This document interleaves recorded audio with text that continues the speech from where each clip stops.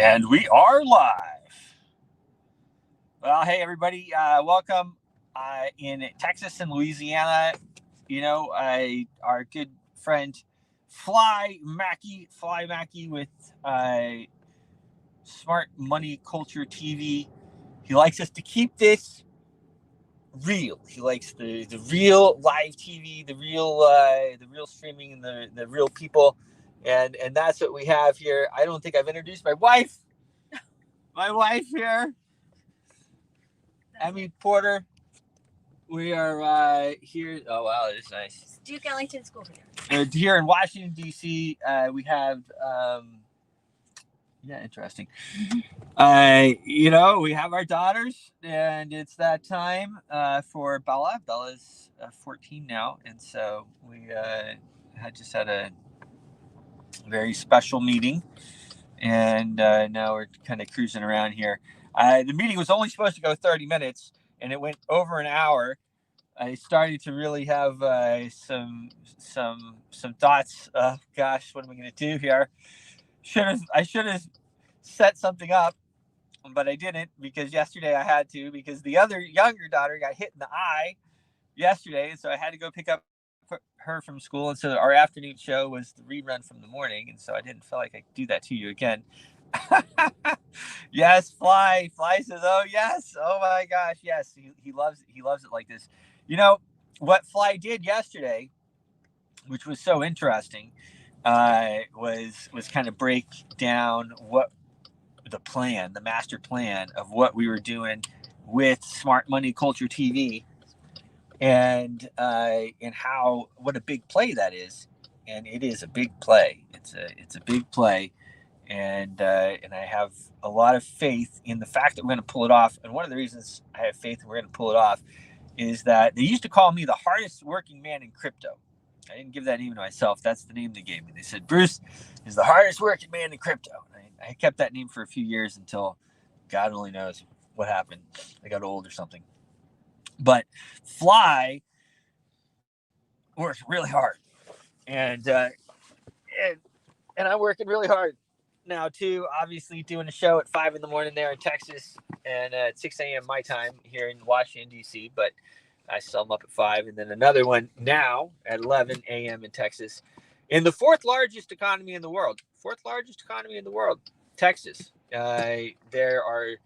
There's trillions of dollars available, disposable income there, and so anyway, before I get to that part, one of the main reasons I have a lot of faith in the fact that we are going to do really special things is the fact that Fly works so hard, and that he's got the vision, and of course that we're working so hard.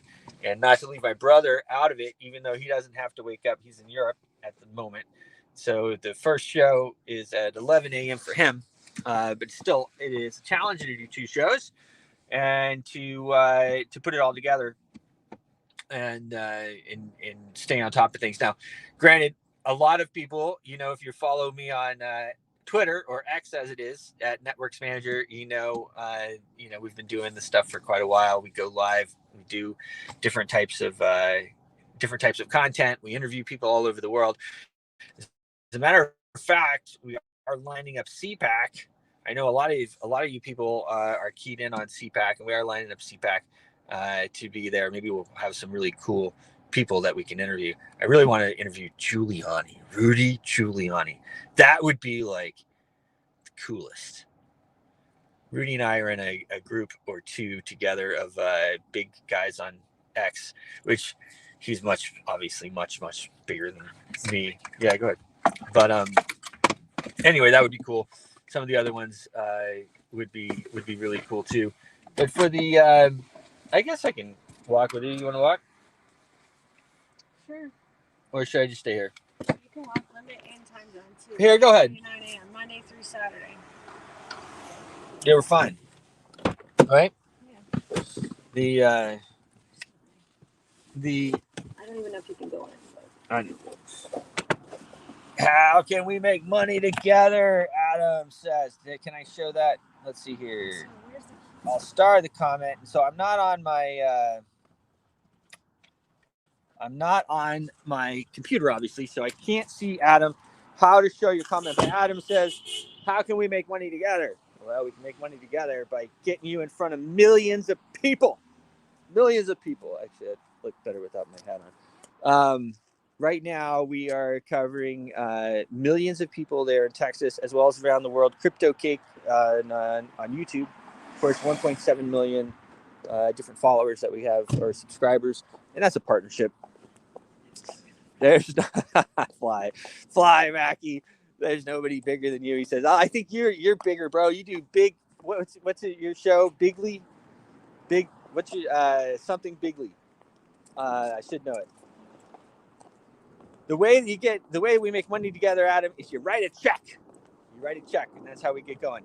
Now, don't none of actually we'll take whatever, I suppose, but if for the most part, and if you're watching, and especially you want to get involved in what we're doing, we plan to be in front of 50 million people over the next year. Okay, that's the plan, and if you want to get involved in that, if you have over a 750, Go Bigly is the name of Fly's show. Go Bigly. If you have over a 750 FICO score, and you have a few $100,000 of disposable income, then that's really we can play ball. Otherwise, there's you can get involved in some of the other stuff. Of course, we have the Cost Metals and the Global Boost, but to play in the big stuff, that's how we do it. So, beautiful day here in Washington, D.C. Everybody's scared to come here. In a way, I guess I can't blame you. I live here, so it's a little different. Adam, do you have good credit? Do you have 100,000 to 700,000 in disposable money? And those are the questions that I fit the criteria. Can you explain a little more? Adam says, yes. So what I would like you to do, Adam, is go to smartmoneyculture.tv and fill out the form there, and we'll get you on the phone with Mr. Fly Mackie, and we'll work some of that stuff out. So pretty awesome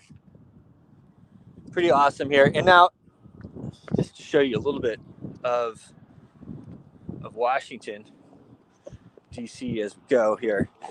One of the things about being on live TV is that, obviously when we're streaming and we're on, Twitter or X and YouTube and these other places, that is, it's very effective. But, TV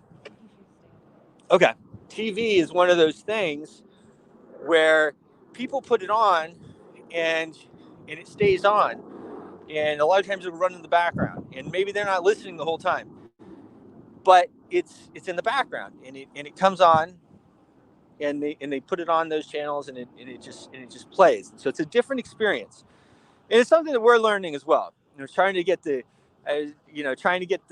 cadence down, where we have commercials. Like, well, we have commercials. I'm going to lose some of my audience if we go to commercials. But it's not that big of a deal, Bruce. It's okay. Let them. Let them do that. It's fine. Let them come out and then come back in.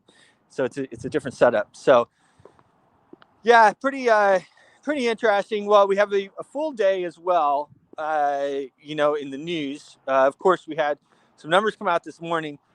I think they were jobs numbers. And they weren't good. Some people can correct me if I'm wrong, but I think those are the numbers that came out. And the markets took a dive. And that's the way it goes. And then as well, of course, Israel comes out and says, there's going to be no peaceful solution, or at least that was the word that came out. There's going to be no peaceful solution without getting rid of Hamas. And of course, that's always one of those things where you kind of, Yeah, Hamas is. I feel like it's kind of like the boogeyman. Like you got, it's ISIS or it's Hezbollah or it's Hamas or whatever it is. They have. They just changed the names. I mean, they were all basically started by CIA and the Mossad. Anyway, that's straight out of Ron Paul's mouth. And so that's kind of how we run things, and we fund these different groups. I mean, started, I guess, is a loose term, but we fund these different groups, and then they get too radical, and then of course we don't like them, and but basically we have our hands in all these places, and we're always trying to control everything, and then of course you have like Iraq, and the reason that we have the Ayatollah in Iran is, of course, we did a color revolution way back when, and we overthrew the government there in Iran through our proxies and everything else, and then we got the Ayatollah. That's how we got the Ayatollah. And so the Ayatollah has been in charge there for quite a while, but Iran was pretty secular back before, and anyway, that's what we have now. So that's of course happening. We have the Fed rate came out this week. The Fed came out hawkish, as they say, tightening of the. He still wants to tighten the money supply, which I guess wasn't that much of a surprise. I actually wasn't expecting him to lower rates. I think a lot of people were expecting him to lower rates. I didn't expect him to lower rates. I didn't think he was going to raise rates, but people apparently thought he was more hawkish than he should have been, or they wanted him to be, and you saw the markets kind of respond to that.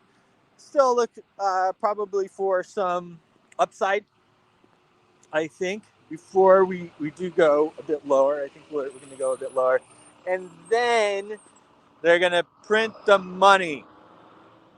They're going to keep printing the money. Okay, and if you're watching us on TV here in Texas and Louisiana, we're going to go to a commercial break here. We're going to be going into a commercial break in just a second here. If you're watching live, of course, I'll keep talking, but I won't talk about anything important, guys. Don't worry. If you're watching on TV, make sure you check us out at smartmoneyculture.tv. We're on there. You can also catch Fly Mackey. You can catch Jax, does a show there. You can catch my friend Jane King. Jane King is on there too. NASDAQ Jane. She's doing her thing there, and we're continuing to grow it. So that's pretty cool. And we should be on commercials now, I think. So yeah, that's one of the things cool about obviously being in DC is that so many things are decided here. So whether you are influencing or one of the people that are making the decisions or whatnot, you're certainly around these people. You're around the decisions that are being made. Your kids are playing with the kids of those people. You're gonna be all right here. Okay, thanks. And so it's a fun place. I met my wife here, now 30 years ago, I guess, and we've been in and out for a while, but this last stint for about 20 years, 15, 20 years. I like it. I mean, I like Florida too, but Texas, I like Texas. But yeah, it's a fun place, and it is it's a fun place, and it is a important place. Especially when you have times like we're going into, and that is. I mean, we have war around the world. We have these war hawks. Really, the problem is with our military-industrial complex. I can tell you, I mean, firsthand that the business of war is very profitable and it's very big. It's big war, big business. And it's one of the reasons why the stock market continued to go up. Of course, you saw the defense bills go through. And I'm going to sit back in here.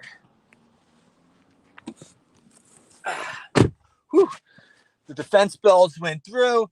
They started printing more money. and then all of the armaments and everything that the different countries had sent into Iraq, of course, they had to get refurbished, right? So all those contracts went to American firms, and we continue to do that. Pardon? Mm-hmm. Okay. Well, I'll handle that when I need to. 9 minutes. All right, we got 9 minutes. I had 9 minutes. I got more than 9 minutes. We're about to come back from our commercial break here. Give me a minute. I'll be back. So yeah, you have, of course, these guys with their building of. I mean, it's like the best way that anybody in DC knows, pretty much, to earn money. Sadly, right around here. Sad but true. There is maybe no bigger business than arms. And so, but guys, that is a sad state of affairs. We definitely want to change that. Okay, we want to change that, and one of the ways we change it is by building good stuff, building companies that are successful and don't do that stuff, uplifting human spirit, uplifting humans, because that's what it's all about. It's like Elon said, I'm on Team Human. Me too, man. I'm on Team Human too. Okay, that's what I'm doing. I'm on Team Human because we're gonna go to the stars. We're gonna go to Mars. We're gonna go to all these different places, and that is really what it's all about. You know, that's we need to expand our human species. We need to have more and more kids. We were talking about it actually on our morning show yesterday, and kind of going back and forth because of course immigration is good for the economy overall. One of the reasons it's good for the economy, one of the reasons that it is good for the economy that people don't understand is that for every new person that comes in, they create a bond.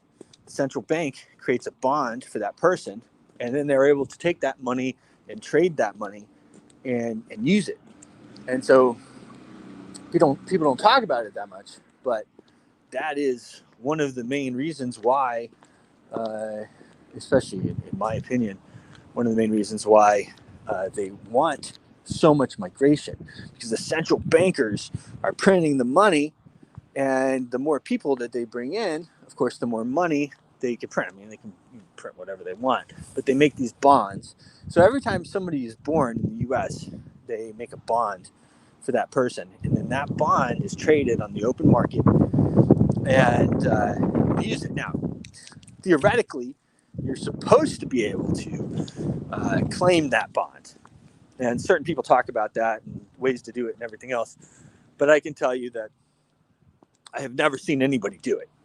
I think that the fact that you're supposed to be able to, well, taxes are supposed to be voluntary as well. It doesn't mean they are. You don't pay your taxes, you're gonna be in trouble, right? That's the way it works. So, sure, it's the way it should be. You're supposed to be able to claim your bond, but I don't know if that really happens. But anyway, as the migrants come in, you have they create that bond, and then the central bank is able to trade that, and so it's a lot of money. So every person that comes in, and that's why they want them all to register as well, as much as possible. You have the ones who get by that they don't register, and of course those are different. But for the most part, they register the people, and they want to register them, even if it's a fake name or something. They just want to put something in there so that they can issue that bond. So it's a lot of money, but the way that we really want to grow, guys, is by having more kids. And that's why, when Elon, and you can say all kinds of stuff about Elon, and of course he's a very smart person, genius, and IQ and all that stuff. So I mean, we could go down that road every way but sideways, right? But he's on Team Human, and we need to have more kids. We need to grow the population by having more kids. That's how we need to grow. We don't need to grow by bringing in a lot of people who are migrants from other places. It's fine that people migrate here, but what we really want to do is grow as a people, and grow us. We want to grow our people, and that's why you have a country like Russia who may be so successful at the moment because they're on Team Russia. They're on, you know what I mean? They're Russians. They love being Russians. They want to grow their Russian people, and that's what we want to do too. And Americans are Americans. We're all types of people, right? So, but we do want to grow ourselves and really make that happen. So, interesting morning as well that we have going on. With the different things we have. Trump's DC fraud case, or DC January 6th case, is now totally off the docket, which that's pretty interesting in itself. Like how what's going on there? You have so Trump's January 6th case is completely off the docket for now. Who knows? They could probably try to bring it back whenever they want, or just put it on the docket. But there's no schedule for anything. And then you have Matt Gaetz as well, who has decided that he is going to push this new, I think I don't know if it's a resolution or what he's calling it, but that he's pushing that forward, and that is to say that Trump had nothing to do, or not nothing to do, or basically, I don't know, nothing to do, but he's not at fault for what happened on January 6th. And if the House ended up passing that, then it would kind of de facto make these cases go away. Which, I mean, the cases are ridiculous anyway. No one even showed up with anything. We were all there peacefully, very peacefully. Oh, all right. I got my driver here.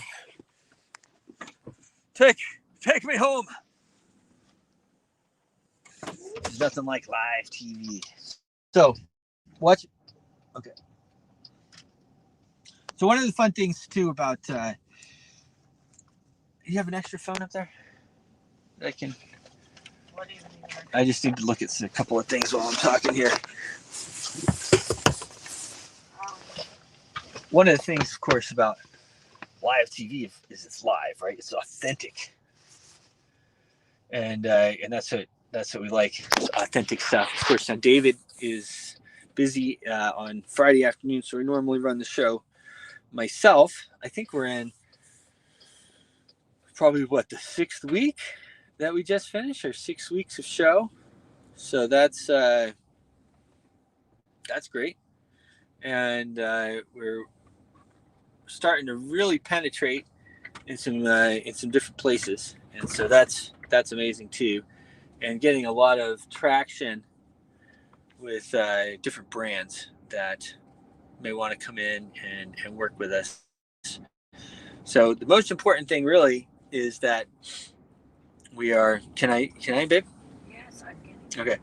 The most important thing really is that we are, one, of course, we have good content, because that always helps. 2, that we're authentic, and then 3, that we're regular, right? So every day at 11 a.m. in Texas, and or 5 a.m. and 11 a.m. in Texas, we're on TV.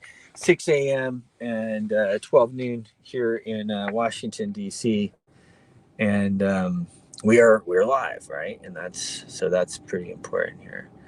Okay, let me just pull this up here.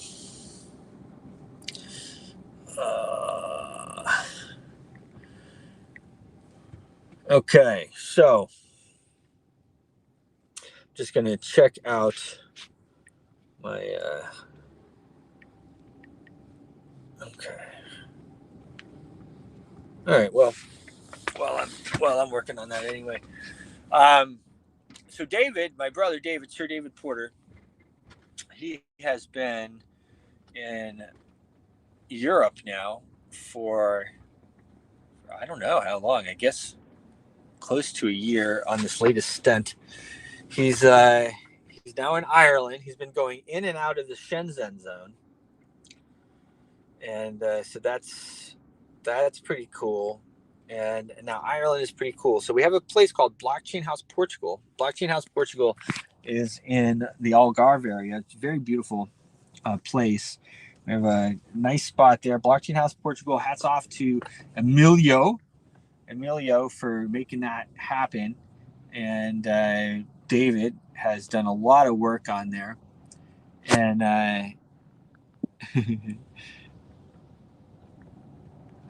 he's done a lot of work to make it really. We had to update the house a lot, so he's done a lot of work with his hands in order to do that, and so that's cool. So we will be over there sometime soon, and go live from there.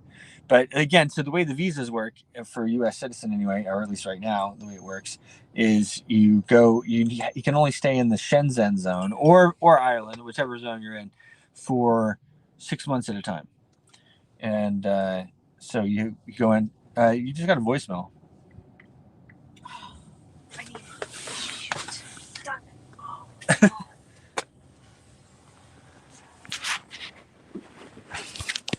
So.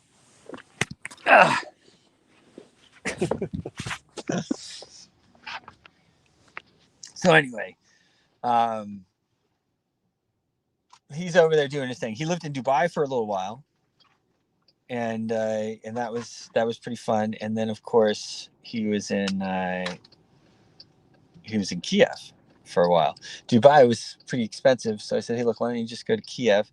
Goes to Kiev and stays there for the summer before this war broke out. Kiev, I don't know if you've been there before. It's a very beautiful place. Russia is too, but Kiev is very, very pretty. Moscow is very pretty too. Moscow is very, very pretty. It's too bad they're fighting each other, but that war has also been going on for 1,000 years, and people don't realize it. But that they've been fighting each other for like 1,000 years, and then of course you got the Swedes.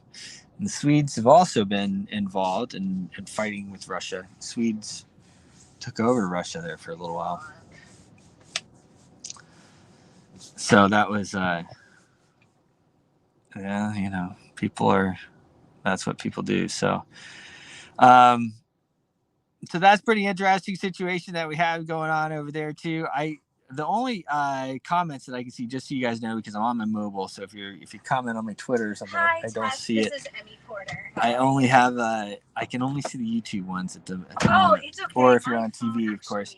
But you can always get a hold of us on our X accounts at Networks Manager, at Sir David Porter, and then of course we have Matt Dixon, who normally does a week or so ago, charting for us, and he's with Ave, and that is MD Trade. He's MD Trade. So, but make sure to check us out, smartmoneyculture.tv. That's what we're doing there is really special, and it's working. And it's growing. It's growing a lot. So Fly is going to be over in. He's going to go to the Super Bowl. So if you're going to get the Super Bowl, let me know. And actually, I just tried to bid a little bit of news on my wife's phone. So of course she doesn't have Twitter or X on her phone. Who doesn't have X on their phone? My wife. It's probably a good thing. And anyway, so then I went to Instagram. The useless app, if you ask me. But anyway, it made me think of our friend who's usually there at the Super Bowl party, Fly. So maybe I can get you in there. I'll talk to him. He's a good guy. He does a lot of art for the big guy, Show Me the Money guy, the guy they made the movie after. That guy, whatever his name is, I forget his name. I should know his name. He does the Super Bowl party the pre-Super Bowl party every year. So I'll talk to my buddy and see if we can get you in there. That would be. But if I get you in there, you got to fly me out there to meet you. If I can come, I have Annie rehearsal probably. So that has been pretty funny too. So we just had, as I mentioned, as I kicked off the broadcast, we just had a meeting with some people at one of these schools, high schools, and doing a play with my daughters has been a lot of fun. As I thought it would be. I actually kind of manifested the whole thing.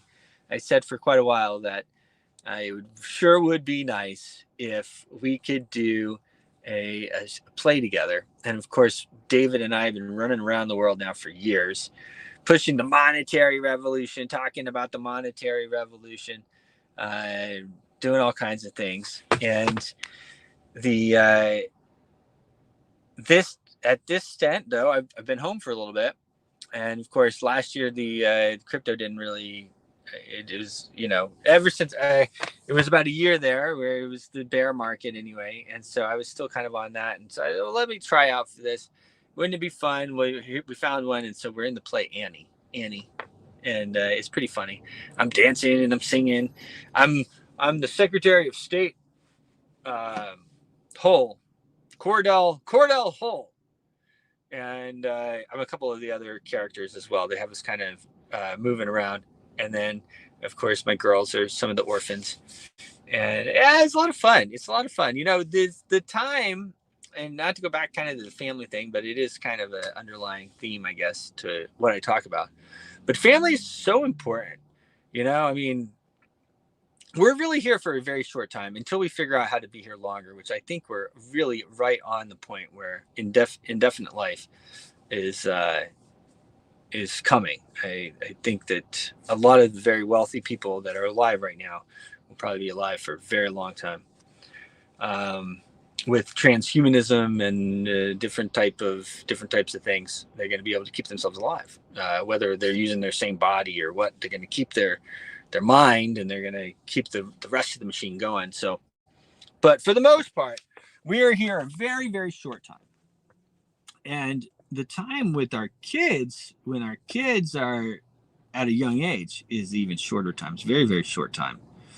And we have that time with our kids to help them, to mold them into who they are. And there's nobody that can do a better job or is more capable or any of that than you for that job. I mean, you are, as the parent, you are the person that is for the job, and nobody can do better. I had to plug in my phone here. So it's pretty cool to be able to do that and to spend some more time with them than I normally would, and that has been a real joy. So if you're around and you're in the DC area, Northern Virginia area, let me know. Love to have you come watch. I think it might be a bit of a sold out show, but there are still some tickets left, I think. But you should get them quick. Interesting, though, playing the role of Cordell Hull, because Cordell Hull was the Secretary of State for Roosevelt, Franklin Delano Roosevelt. And Franklin Delano Roosevelt was already in a wheelchair as well. So pretty historic time. The bank run had just happened. There was a Republican that ran before Hoover. So Hoover was president before Franklin Delano Roosevelt, and he was not very popular. He was, for whatever reasons, I don't know that much about all that. But during this time, this was like when we actually did stop the gold standard. A lot of people think it was Nixon, but Nixon took us completely off gold. You could still trade your dollars in for gold for until 1971. But in 1933, they stopped the gold standard, meaning it was supposed to be like 1-to-1. And it actually they were still able to issue more currency for it, even though it was the gold standard. You could turn it in for the amount of gold. If anybody ever made a run on the bank, if the whole place, they didn't have enough gold for it, even before that, they were doing 10-to-1.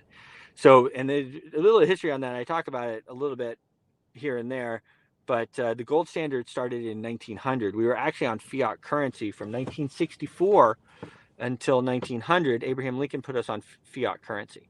That is a little known fact. I love those little known facts because we were told the wrong thing our whole life, and that is always very interesting to me when you have a situation like that where you were kind of lied to. Maybe that's better, huh, for everybody who might be watching.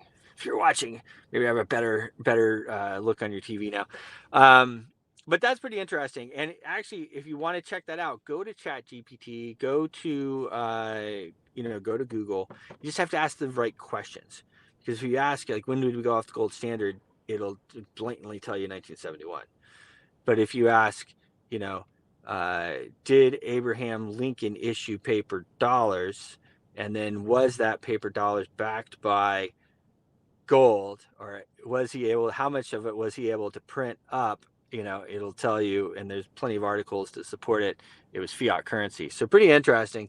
That's how he supported the war effort, and that really changed a lot because we had a constitutional mandate before then that we had to use gold or silver for currency, and the reason we had that mandate was because the founding fathers knew that if we didn't use gold or silver, we would get into a position of a central bank, and then the central bank would be in control. And that's the situation that we're in right now, where you have the central bank that is in complete control of everything. And that's why one of the big reasons why the military industrial complex is so strong, because they control everything, and they're making money. The more money they print, for every $100 that they print, there comes with, we have to pay about $3 to borrow that from them. So it's a crazy system that we have with the central bank. So the central bank, just so you know, our current central bank is called the Federal Reserve, and that is a privately held entity. It's not public. There is a board of governors and this and that and the other. The president chooses the Fed chair, these types of things.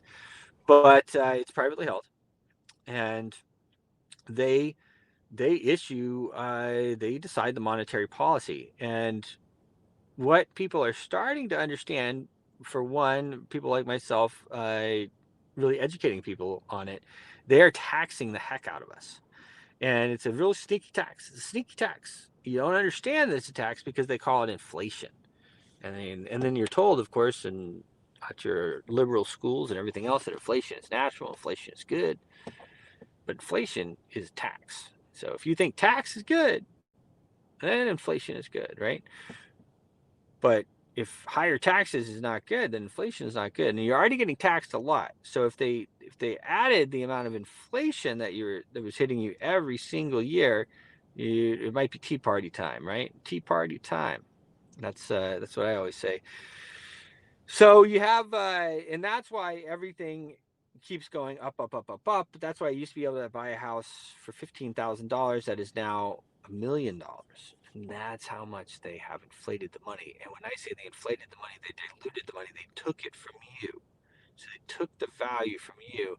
And that's why the Rothschild family, the Federal Reserve, was started in 1913 by the Rothschilds, the Morgans, and the Rockefellers. And that's why those families are so wealthy, because every year they take money from you. And they let you use paper money. And they let you use it. Very crazy situation. And that's why we can't get anything done in Congress. That's why it doesn't matter who we elect or whatever. We cannot, it just is what it is. There's nothing that we can get done because everybody's working for the central bank. And so since they're working for the central bank, they can't change anything. It's like I was talking about trying to stop ICANN. We had a deal with Mitch McConnell to stop ICANN. And then I guess the powers that be said, no, you're not going to do that. In the last minute, Mitch McConnell bailed and ICANN was given away. And now, of course, they're not really flexing it at the moment, but ICANN can decide to take down whatever domain that they want for violating whatever rules this group of trustees or whatever you want to call them. I think they call them, what do they call them? They call them I don't know, whatever. Basically, the trustees decide if that's you're not allowed to say it, or if you're whatever, then they can take it down. Freedom of speech is supposed to exist in this country. Of course, it doesn't really so much anymore. I love what Elon has done, and I will say the other day I had a tweet that went viral. I had or a few of them. I had a few million like impression post, and I was on a search ban for a little while, and I thought, oh, that's rough. And when you have a search ban on X, it'll take your your name, and if someone doesn't know you or they have a sensitive, they don't want to see sensitive stuff, they can't see you at all. And I'm like, God, that's rough. But anyway, I looked this morning, and that was lifted, so that was pretty nice. And of course, he's always trying new algorithms and everything too. So maybe it was just an accident, but anyway, back to the Federal Reserve. I know I talk about that all the time because the central bank is running everything, and they're the ones that are deciding to drop all the bombs and funding the wars. They're the reason why Biden doesn't need to go get congressional approval, because if Biden had to pay for the bombs, and if he had to pay if he needed to get funding to pay for the military to go over there, then he would have to go to Congress. And that's why the founding fathers set up the Constitution the way he set it up, with the judicial branch, the executive branch, and the legislative branch. You have three branches of government supposed to work together. But the central bank has bypassed all three branches of government. And so Biden doesn't need the congressional approval in order to pay for all the stuff that he's doing. He can just decide to send billions of dollars over into different war zones. Now, of course, for the big stuff or whatever, he does like to go in there, and they still do some ceremonial things, of course, but he doesn't need to. So he decides we're going to start bombing Yemen, and we're going to go spend $1 billion bombing those poor Yemeni people over there, who are basically, in my opinion, all right. I mean, they're putting a blockade to protect their brothers, okay, and you may not like their brothers, and then they don't like us either, but they want a blockade to stop the killing over there, and that's what they're doing. So anyway, whatever. So he doesn't need congressional approval is the main thing, and that's a big problem.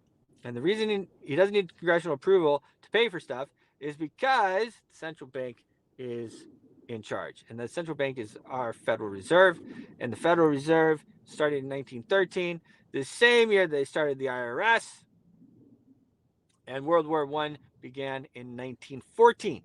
So 1913, we get the central bank. 1913, they start the IRS. 1914, we go to World War I. 1908, they started the FBI by executive order. It can be finished by executive order as well. Okay? They started the FBI, and the FBI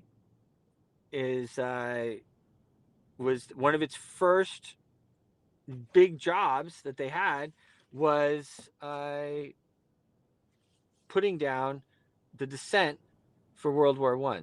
So we had the FBI, we had the central bank, and the IRS, and then we get World War I. So you put that together, and then things move forward. We have some relative peace for a while. Then they have the bank, the market crash, the bank run. They take everybody's gold. They stop the gold standard, 1933, and we go into World War II. So the central banking system is big, big, big problem. And that's why we got into crypto a long time ago. That's why I got into Bitcoin a long time ago. That's why I stay in it. That's why we're in gold and silver. You can go to atcostmetals.com. That's the main site. And you can sign up there and buy gold and silver at cost. You don't have to buy a lot. You can buy $75. You can buy $100. You can buy $40.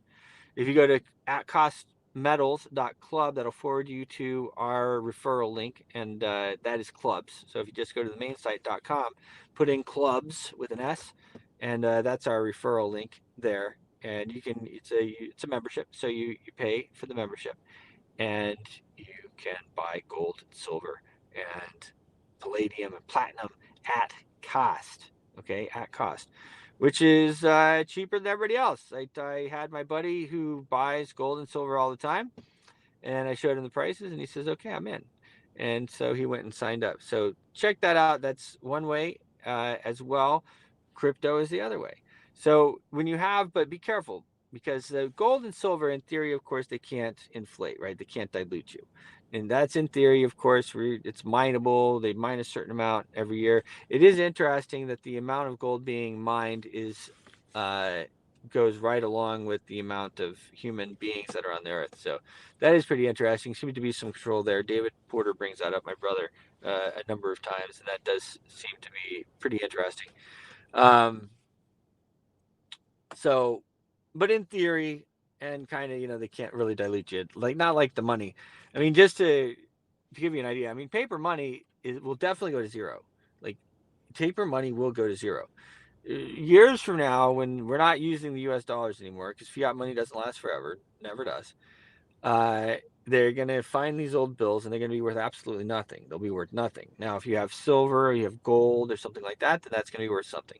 I also think that Bitcoin and other older currencies, proof of work currencies, okay, or blockchains, I should call them, will also be worth something. Now, these are really, really finite supply. These are really like, because it has a set amount. Like we don't know how much gold there is. They could find huge deposits of gold, and then we'd have a lot more gold or silver, right? And or palladium or any of these other ones. But there's 21 million bitcoins. There's 84, I think, million Litecoins. There's 29 million Global Boost coins, and that's how many coins there's going to be ever for time. And if there's a fork of the code, if they change the code, then that's going to be a new coin. And I talked about that in New Jersey on Monday when I was there. If they decide, and actually I would argue that people have already decided that's what Litecoin was. Litecoin is a fork of Bitcoin. They just changed it and they made a different set of coins. BSV and Bitcoin Satoshi Vision. They have the same 21 million coins, but they changed it, and that is a different coin. And Bitcoin Cash, BCH, same thing, different coin. So there's always just going to be 21 million Bitcoins, okay, on this code, and that's why you see this massive run up in price. There's going to be 84 million Litecoins, okay. There's going to be 29 million Global Boost coins. So that's something else. And I do think, not a financial advisor, should say all that stuff. This is speculative stuff. It's risky, all these types of things. But I think that in a long time from now, that's still going to be worth something. I think that these older blockchains, Global Boost's been around for 10 years. We're in our 10th year. Litecoin's been around for 13 years, I think, right? Bitcoin's been around 15 years, 14 years, whatever it is. So I think they're going to be worth something. I think they're going to be worth a lot more. I think on this run for Bitcoin, I think we'll probably see over 100,000. I think we're going to probably see a pullback. Before that, I think we'll probably go up. We might cross 50, and we're going to have a nice pullback, and that's what these things do. And then after that, as we go past the halving, Bitcoin, Litecoin already had its halving this time. It halves about every 4 years. Same with Global Boost, same with Bitcoin, same with Litecoin. And there's some other old proof of work coins out there too. But the point is that the newer tokens are just like a central bank currency.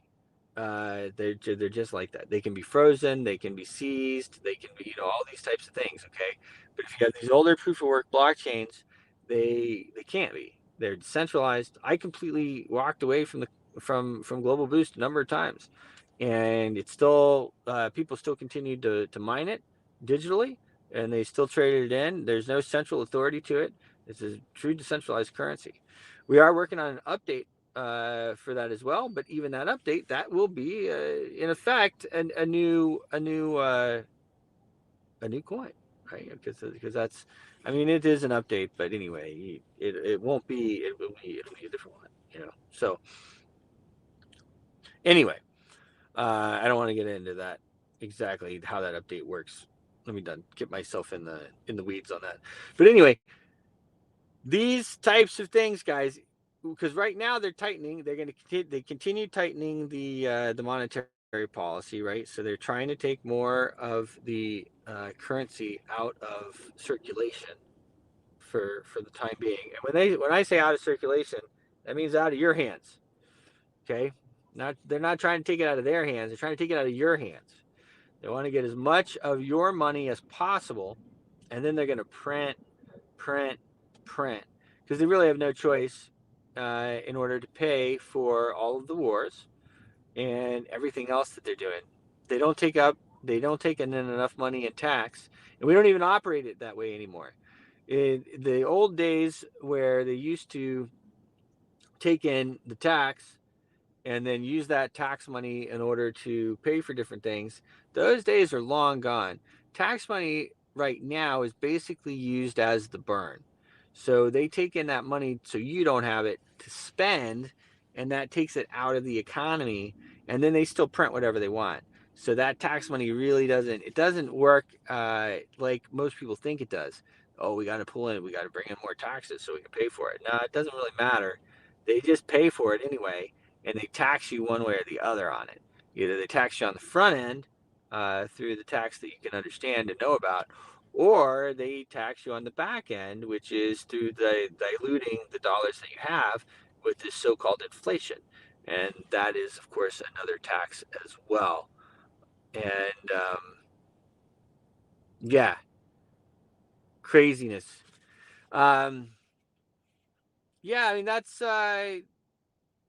really how it works. And as the more and more that we can get the message out to people and get them to understand it and really start to bring more people into the monetary revolution and into the fact that you need to take the power back from these people. The central bankers are not your friends. You don't even know them. You don't know them. You don't know them. So they get to tax you. You don't get to know them. You don't get to vote on them. You don't have any say in it. And they tax you, and they make it look like something else. They have their meetings and they tell you the target inflation. The target inflation is 2%. Why is target inflation 2%? Because 2% is the amount that they think that they can tax you via diluting your US dollars and the so-called inflation, and not get you into a tea party, not get you tea partying again. That's the truth. And it's way more than 2% anyway. Anytime they give you a number, of course, you got to, double, triple, and quadruple it. And you know what the inflation is. You go to the grocery store, right? Way higher than 2%. 2%? 2%, you wouldn't even notice 2%. Stuff's up 100%. So, the way that we beat that, and the way that we do that is we get involved in the monetary revolution. You get some gold, you get some silver, you get some of these older blockchains that can't be inflated and cannot be seized and cannot be frozen or stopped. Okay, and you hold them correctly, like Global Boost, like Bitcoin, like Litecoin. Global Boost is our coin, full disclosure, not financial advice and all that stuff. Not financial advisor. Um, but that's how we do it. Okay, peacefully, because we want it to be peaceful. But we need to get the power back from these people. Central banks are running everything. Really interesting. This is the last show of the week, so I'm not going to go into it now because we're about to wrap up anyway. But next week we're going to talk about Milei out there in Argentina. The IMF, the International Monetary Fund, is backing up his moves, which is totally crazy. I can't even believe it. Totally crazy. Backing up his moves tells you a lot. See, I think that's pretty telling. Anyway, I'm signing off, guys. Have a great weekend. I love you all. Thanks for tuning in Texas. Thanks for tuning in Louisiana on your television sets. We really appreciate that. Thanks, Fly, for doing such a great job giving us a platform like this where I can do what I need to do with my family, make sure my daughter's getting into the right school, and still go live. Thanks, everyone, for tuning in on LinkedIn and X, YouTube, and all the other places, you guys. Signing off. Cheers.